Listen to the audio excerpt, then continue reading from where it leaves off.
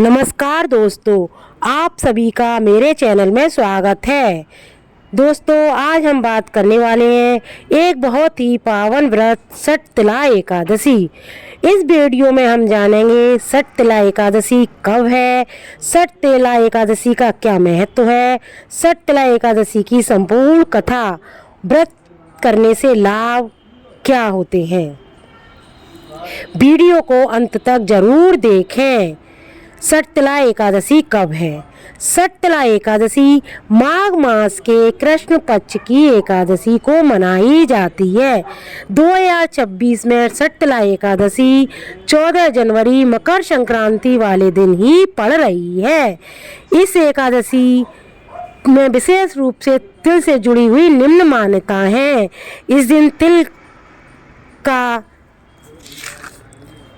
स्नान करना चाहिए, तिल से उबटन तथा तिल से हवन, तिलोदक, तिल का भोजन, तिल का दान।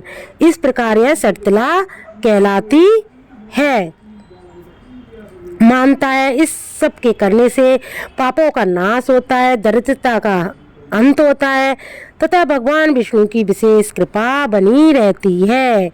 धार्मिक ग्रंथों के अनुसार जो व्यक्ति इस दिन तिल दान करता है, तिल से स्नान करता है, तिल का भोजन करता है, उसके जन्म जन्मांतर के पाप नष्ट हो जाते हैं, यमलोक का भय समाप्त हो जाता है, मोक्ष की प्राप्ति होती है। भगवान विष्णु इस दिन विशेष रूप से प्रसन्न होते हैं। षटतिला एकादशी की कहानी या मातम। इसका मातम पुलस्त्य ऋषि ने दालभ्य ऋषि को सुनाया था। नारद ऋषि को मैंने आगे सुनाया। एक बार नारद मेरे पास आए और मैंने उन्हें आंखों देखी घटना सुनाई। एक ब्राह्मणी थी, वह चंद्रायण दी व्रत किया करती थी। व्रत करते करते वह दुर्बल हो गई, किंतु उसने कभी किसी को अन्न व धन का दान नहीं किया। तब मैंने विचार किया, अब यह मरने वाली है, स्वर्ग को अवश्य जाएगी, परंतु उसकी तृप्ति ना हो सकेगी। अंत में जाकर उसने कुछ दान मांग लूं, जिससे स्वर्ग का टोसा भी कुछ बन जाए। मैं बैकुंठ लोक को त्याग मृत्यु लोक में आया।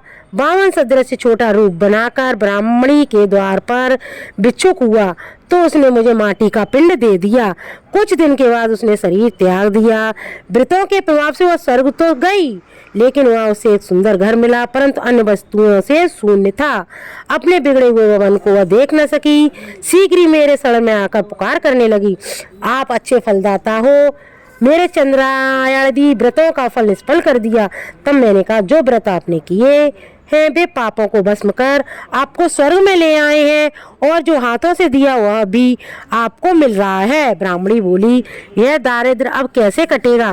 तब मैंने कहा, तुमको देवांगना देखने आएंगी, तुम द्वार बंद रखना, पहले षटतिला एकादशी का मातम सुन लेना।